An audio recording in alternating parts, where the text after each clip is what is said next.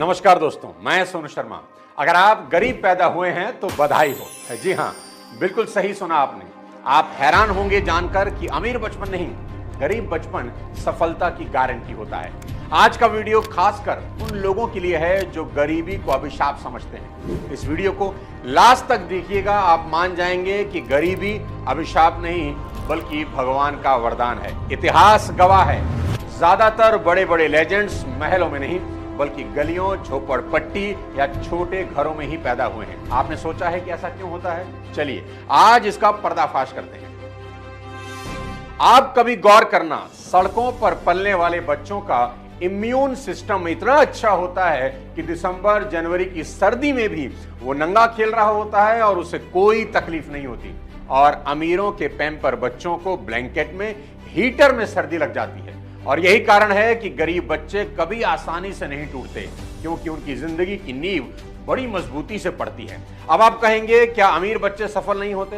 बिल्कुल हो सकते हैं, लेकिन उनमें संघर्ष, मेहनत और जुनून का जज्बा कम होता है, क्योंकि उन्हें सब आसानी से पका पकाया मिल जाता है। देखो, सब कुछ होने के बाद भी सचिन तेंदुलकर अपने बेटे अर्जुन को वैसा नहीं बना सके जैसा वो चाहते थे।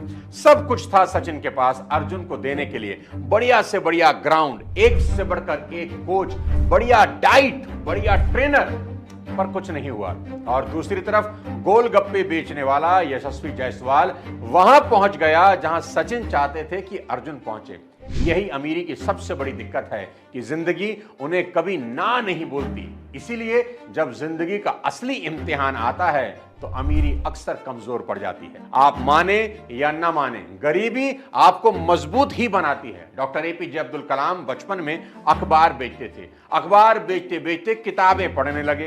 किताबें पढ़ते पढ़ते वैज्ञानिक बन गए और वैज्ञानिक बनकर देश के राष्ट्रपति हो गए। गरीबी ने उन्हें तोड़ा नहीं बल्कि मेहनत, संघर्ष और धैर्य सिखाया, और यही उन्हें महान बना गया। आज करोड़ों लोगों को हंसाने वाले कपिल शर्मा ने बचपन में अमृतसर की तंग गलियों में गुजारा किया, लेकिन गरीबी ने उन्हें हंसी मजाक का ऐसा हुनर दिया जिससे वो पूरी दुनिया को हंसा हंसा कर करोड़पति बन गए।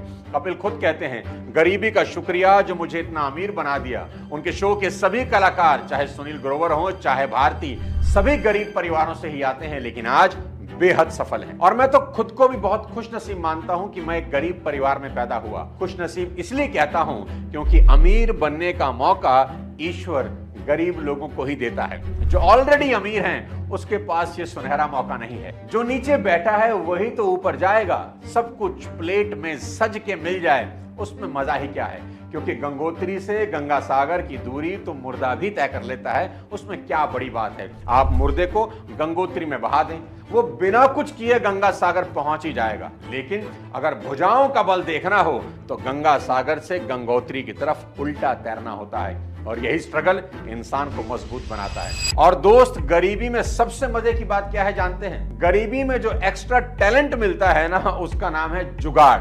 जुगाड़ पर सिर्फ गरीबों का ही कॉपीराइट है। गरीब इंसान से बड़ा जुगाड़ी आपको इस पूरी दुनिया में कहीं नहीं मिलेगा। गरीबी से निकला आदमी दुनिया में कहीं भी किसी भी हालात में जुगाड़ लगा लेता है। हमारे यहाँ टूथपेस्ट खत्म होने पर ट्यूब को बीच से आगे तक दबाने की जो स्किल है वो हम गरीबों की ही देन है। हम इतने जुगाड़ी हैं कि पहले टी शर्ट दिन में पहनते हैं और जब वो घिस जाए, छेद हो जाए तो रात में पहनना शुरू करते हैं, और जब रात के लायक भी नहीं बचती तब भी फेंकते नहीं, होली पर काम आती है। और होली के बाद भी नहीं फेंकते, पोच्चा बना लेते हैं। यही है जुगाड़ की इंतहा।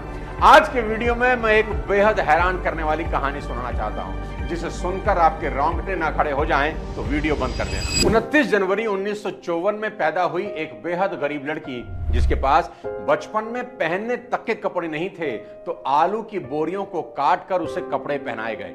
लेकिन इसके बाद भी कुदरत उसे उसकी जिंदगी का शायद सबसे बड़ा जख्म देने वाली थी। बेहद छोटी सी उम्र में ही शारीरिक शोषण का शिकार हुई, और उसे सिर्फ 14 साल की छोटी उम्र में मातृत्व का गहरा घाव झेलना पड़ा। सिर्फ 14 साल की वो लड़की मां बन गई, और जिंदगी में अनगिनत बार हारने के बावजूद ओपरा विनफ्रे ने दिखा दिया कि दर्द अगर माइक पकड़ ले तो किस्सा बदल जाता है। 19 की होते होते न्यूज स्टूडियो की पहली काली महिला को होस्ट बन गई, और 1986 में जब उन्होंने द ओपरा विनफ्रे शो की शुरुआत करी तो जैसे इतिहास ही रच दिया।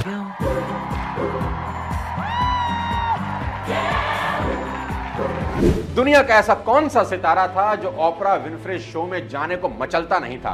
माइकल जैक्सन, बराक और Michelle Obama, Tom Cruise, Nelson Mandela, Jimmy Carter, Steve Jobs, Lady Gaga, Aishwarya Rai, Priyanka Chopra, ये सभी उस महिला के शो का हिस्सा बने जिसके पास बचपन में पहनने के लिए आलू की बोरी से बने कपड़े थे। आज ओपरा विनफ्रे की नेटवर्थ $3 अरब है और जब 2023-24 में वाइल्ड फायर के कारण 8,100 लोग उजड़ गए तो उनके बैंक खातों में सीधे $60 मिलियन ट्रांसफर करके ओपरा ने बता दिया कि असली ताकत दान में है। और अभी कुछ दिन पहले वेटिकन में नए पोप के शपथ ग्रहण में वो पहली लाइन में बैठी मिली। 71 साल की ओपरा आज भी स्टेज पर गरजती हैं और कहती हैं, अपने दर्द को डायलॉग बनाओ, कैमरा खुद चालू हो जाएगा।